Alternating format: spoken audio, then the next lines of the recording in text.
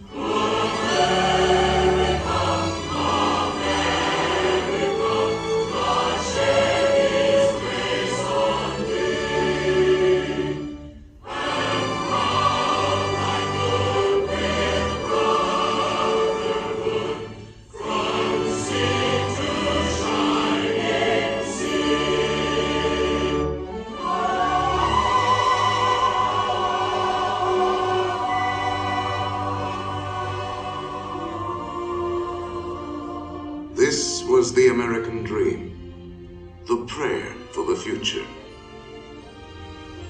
But that golden goal was not to be had without cost. The American way was not gained in a day. It was born in adversity, forged out of conflict, perfected and proven only after long experience and trial. In all of history, no man was dedicated to this dream more than the 16th President of these United States, Abraham Lincoln.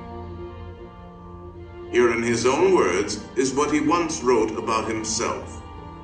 For at that time, very few people outside Illinois knew very much about this man from the prairie. I was born February 12th. 1809, in Hardin County, Kentucky. My father removed from Kentucky to what is now Spencer County, Indiana, in my 8th year.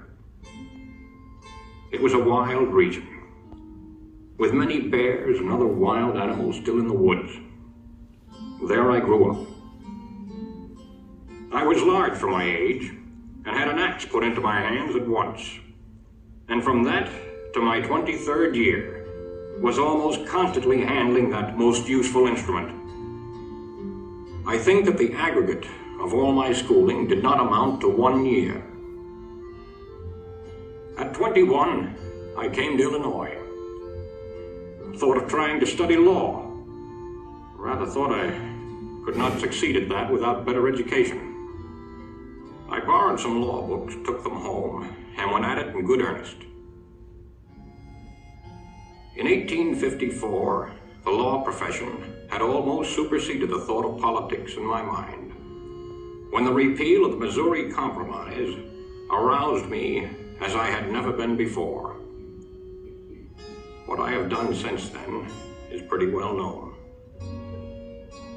If any personal description of me is thought desirable, it may be said I am in height, 6 feet 4 inches. Nearly. Lean in flesh, weighing on an average 180 pounds, dark complexion, with coarse black hair and gray eyes, and no other marks or brands recollected. Yours very truly, A. Lincoln. Abraham Lincoln became president faced with the terrible threat of civil war, a thing he dreaded. Yet a calamity he was prepared to meet if he must. Without union, the Constitution is only a piece of paper. I know there is a God, and that he hates injustice and slavery. I see the storm coming. I know his hand is in it. If he has a place and work for me, and I think he has, I believe I'm ready. And with God's help, I shall not fail.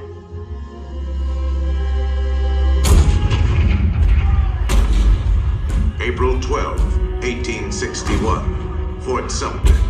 The cannon spoke for war. Civil war, violent, devastating. Now had come the reckoning, the supreme test that would decide whether a republic founded on liberty could survive the terrible strife of men's passions.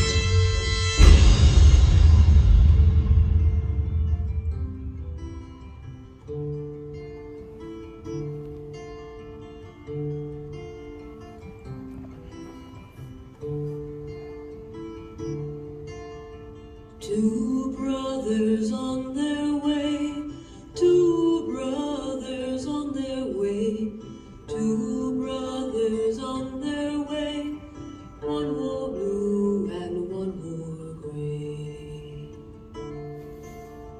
One wore blue and one wore gray, as they marched along their way. The fife and drum began to play, all on a beautiful morning.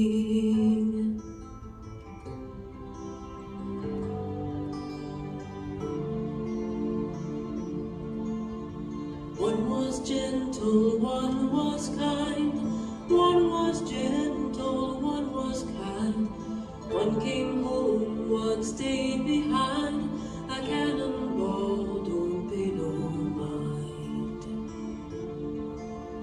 Cannonball, don't pay no mind, if you're gentle or if you're kind. It don't think of the folks behind, all on a beautiful morning, all on a beautiful morning.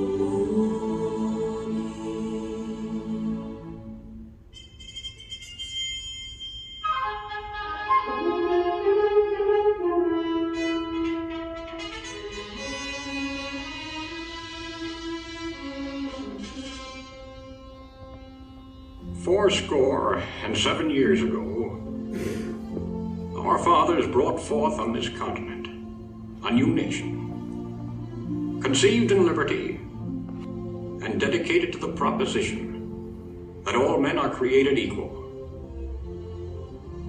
Now we are engaged in a great civil war, testing whether that nation, or any nation so conceived and so dedicated, can long endure. 10 brief sentences, so simple, so direct. Abraham Lincoln had not expected his words to live beyond their temporary moment, but time and history would dictate otherwise.